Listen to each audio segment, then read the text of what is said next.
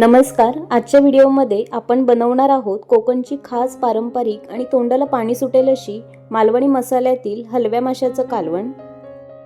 ताजा हलवा मासा, घरगुती मसाला आणि ओलं खोबरं, आमसुलाची आंबटसर चव यामुळे हे कालवण अगदी अस्सल कोकणी लागतं. चला तर मग वेळ न घालवता लगेच सुरुवात करूया. ओल्या वाटणासाठी आपण इथे ओलं खोबरं घेतलं आहे, थोडीशी कोथिंबीर घेतली आहे, 5 भिजवलेल्या मिरच्या घेतल्या आहेत, 1 चमचा बडीशेप, 2 चमचे धणे, आल्याचे तुकडे आणि 10 ते 12 लसूण पाकळ्या घेतल्या आहेत. आता हा जो मसाला घेतला आहे हा मिक्सरमध्ये बारीक करून घ्यायचा आहे. इथे आपण एक अख्खा ओला नारळ घेतलेला आहे, 10 ते 12 लसूणच्या पाकळ्या घेऊया, 4 ते 5 आता आपण इथे भिजवलेल्या मिरच्या घ्यायच्या आहेत, सुक्या लाल मिरच्या आहेत या, कोथिंबीर घ्यायची थोडीशी, 1 चमचा बडीशेप घेऊया आणि 2 चमचे जे धणे घेतले आहेत ते आता आपण इथे घालून घेऊया.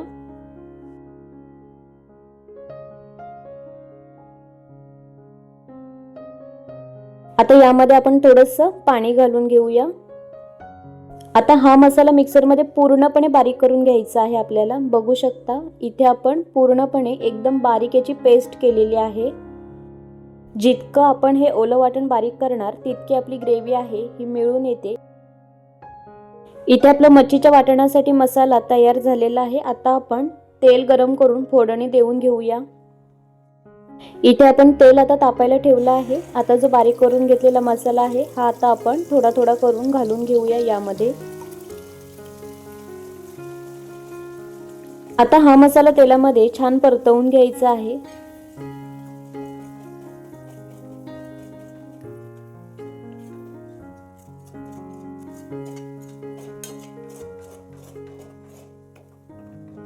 आता हा मसाला तेलामध्ये छान भाजला पाहिजे, म्हणजे मसाल्याचा जो कच्चेपणा असतो तो पूर्णपणे निघून जातो. इथे आपण झाकण ठेवून एक 5 मिनिटं हा मसाला छान भाजून देऊया.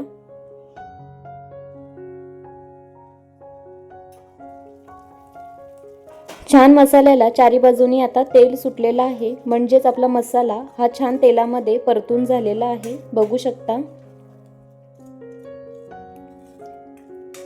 आता इथे मच्छीसाठीचं ओलं वाटण आपलं तेलामध्ये छान परतून झालं आहे. आता आपण यामध्ये मसाले घालून घेऊया.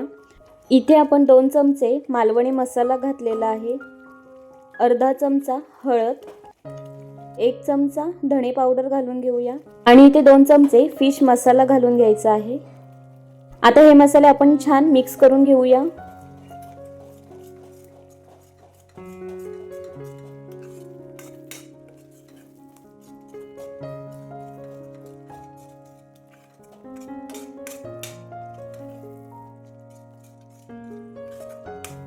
छान इथे आपले मसाले एकजीव करून झालेले आहेत.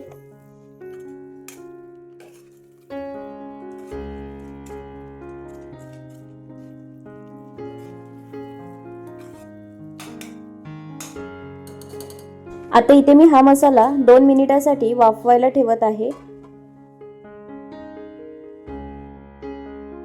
छान आता मसाल्याला तेल सुटलेलं आहे. आता आपण हे थोडंसं हलवून घेऊया.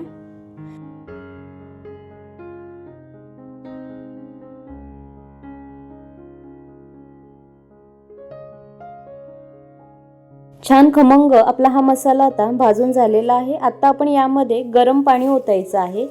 जितकं आपल्याला हे घट्ट पातळ हवं आहे तितकं आपण याची ग्रेव्ही ही ठेवायची आहे. आता हे मिश्रण आपण छान एकजीव करून घेऊया.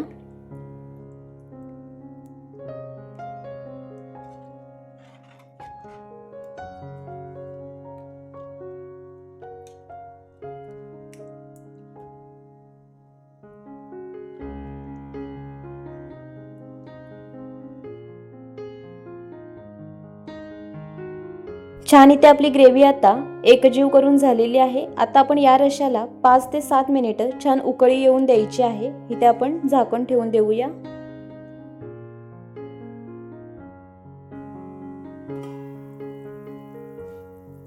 इथे रश्याला छान उकळी आलेली आहे, बघू शकता. आता इथे रश्याला आंबटपणा येण्यासाठी इथे 7 ते 8 आपण छान रसरशीत कोकम घालायचे आहेत. आता आपण या रश्यामध्ये हलव्या माशाचे तुकडे घालून घेऊया.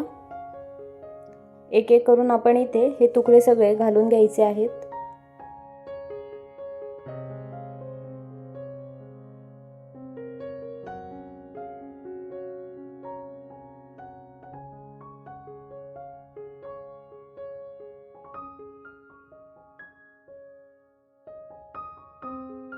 आता आपण हे हलक्या हाताने हलवून घ्यायचं आहे.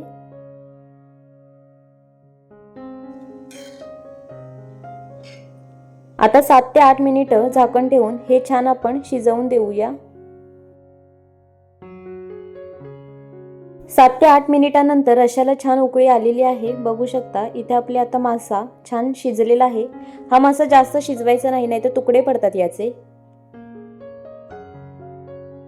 आता इथे मी वरून भिजवलेल्या चिंचेचा थोडासा कोळ घातला आहे. तुम्ही आवडीनुसार घालू शकता, नाही घातला तरी चालतो. आणि बारीक चिरलेली हिरवी कोथिंबीर घालायची आहे. याने काय होतं, हलव्या माशाच्या रश्याला आणखी चव येते. झाकण ठेवून 1-2 मिनिटासाठी मी असंच ठेवून देते. बघू शकता इथे झणझणीत गरमागरम मालवणी पद्धतीचं हलव्या माशाचं कालवण तयार झालेलं आहे. मस्त गरमागरम हा हलव्या माशाचा रस्सा, मऊ मासा आणि भाकरीचा घास एकच नंबर लागतं. एक घास घेतला की घरची आठवण आणि कोकणची चव येते. अशाच पारंपरिक रेसिपींसाठी आमच्यासोबत जोडलेले राहा. ही रेसिपी जर तुम्हाला आवडली असेल तर रेसिपीला लाईक करा, शेअर करा आणि सबस्क्राईब करायला विसरू नका. पुन्हा भेटूया अशाच नवनवीन आणि स्वादिष्ट रेसिपींसोबत. तोपर्यंत धन्यवाद.